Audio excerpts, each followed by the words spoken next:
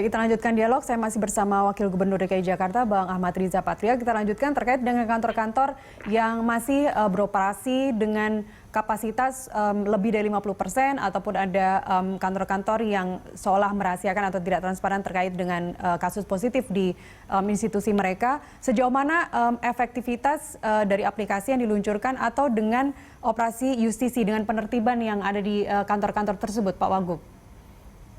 Jadi alhamdulillah ya, memang sejak dilakukan operasi justisi Senin 14 September hingga hari kemarin ada peningkatan kesadaran daripada masyarakat dan warga, dan jumlahnya juga banyak sebetulnya yang kami tindak ya.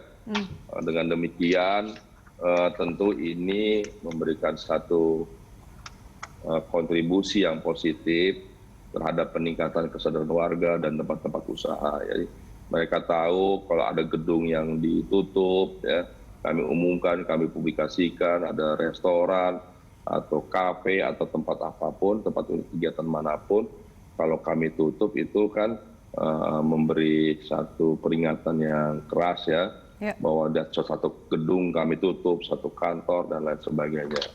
Jadi upaya ini kami terus tingkatkan melalui operasi justisi yang juga melibatkan warga ya atau masyarakat untuk sama-sama mengawasi.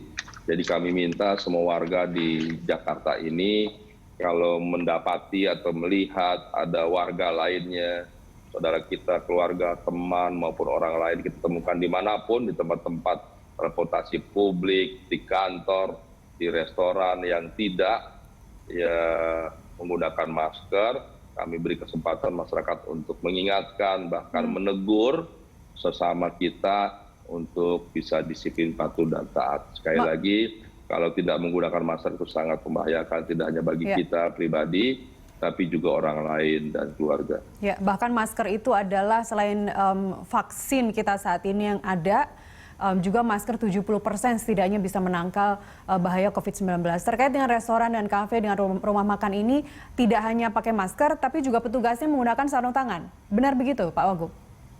Iya, jadi memang tidak diharuskan demikian, tapi banyak sekali ketentuan-ketentuan, khususnya untuk restoran, dia harus lebih patuh, harus disiplin, di samping sejak PSBB kita perketat batas, itu restoran tidak boleh dibuka atau makan di tempat, hanya boleh melayani pesan antar, delivery atau take away. Tentu petugasnya ada standar kesehatan yang harus dipenuhi, diantaranya harus steril, menggunakan gloves atau sarung tangan, masker, bahkan face shield yang dimintakan. Jadi memang restoran dia punya protokol kesehatan yang lebih ketat ya dari tempat usaha lainnya atau dari perkantoran.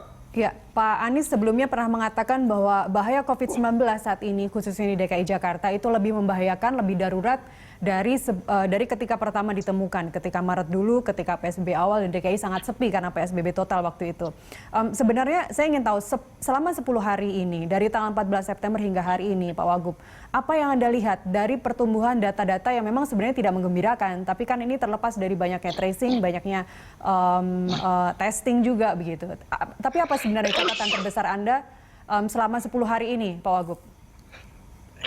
Maaf, jadi memang 10 hari ini ya, jumlah testing yang kami lakukan itu rata-ratanya 8.000 bahkan 10.000 ya, melebihi jumlah testing yang kita lakukan daripada minggu-minggu sebelumnya, yaitu rata-rata di 6.000 ya, atau 7.000. Ini sengaja tadi kami sampaikan sejak awal bahwa ini sengaja kami lakukan untuk mempercepat mengetahui titik-titik penyebaran.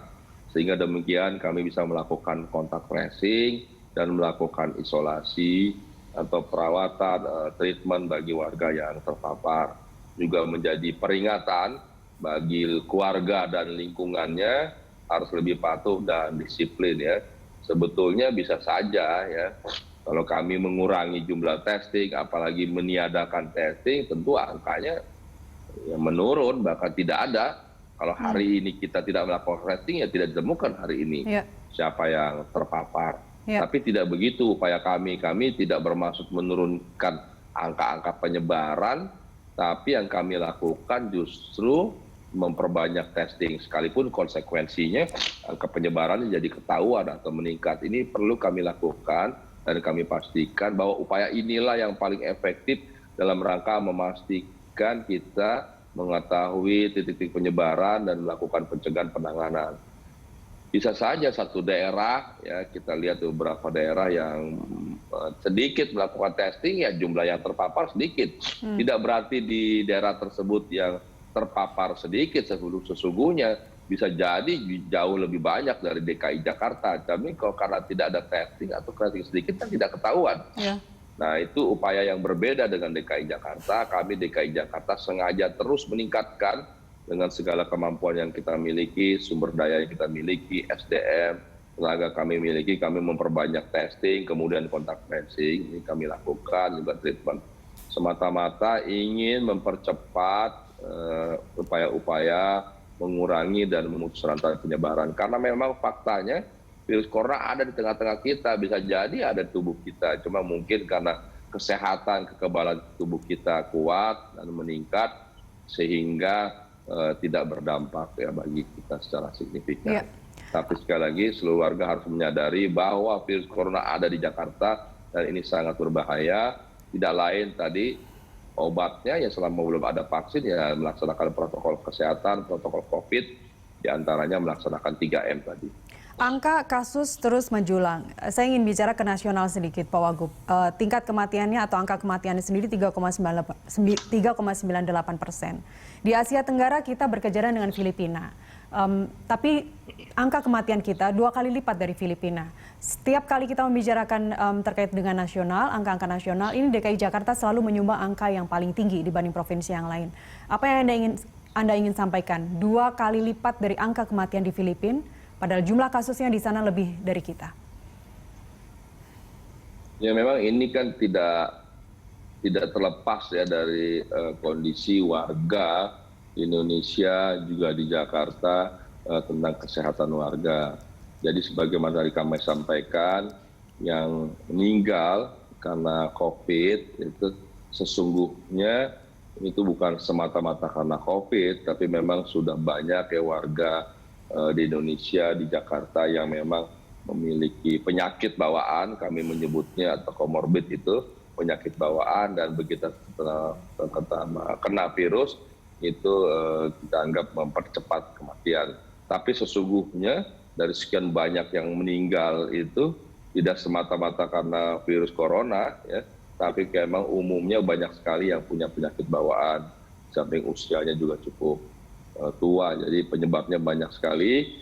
Dan demikian bagi siapa saja yang meninggal tapi ada virus corona, ya kami mengkategorikannya bahwa yang bersangkutan meninggal akibat COVID-19. Sekalipun sesungguhnya bukan COVID-19 menjadi penyebab utama atau satu-satunya yang bersangkutan meninggal, tapi karena ada penyakit bawaan lainnya, bahkan mungkin penyakitnya lebih berbahaya, ada penyakit jantung, penyakit paru-paru, dan lain sebagainya. Jadi COVID-19 hanya sebagai pemicu ya, atau percepatan orang meninggal. Baik, yang terpenting adalah tenaga medis kita dan juga alat kelengkapan rumah sakit itu kapasitasnya tetap tercukupi selagi DKI Jakarta juga terus mempercepat tracing dan juga testing. Pak Wakil Gubernur DKI Jakarta, Bang Ahmad Riza Patria, terima kasih telah bersama kami pagi ini. Pak, jangan lupa minum vitamin, Pak. Terima kasih. Baik, informasi lainnya masih akan kami hadirkan usai jeda berikut, tetap bersama kami.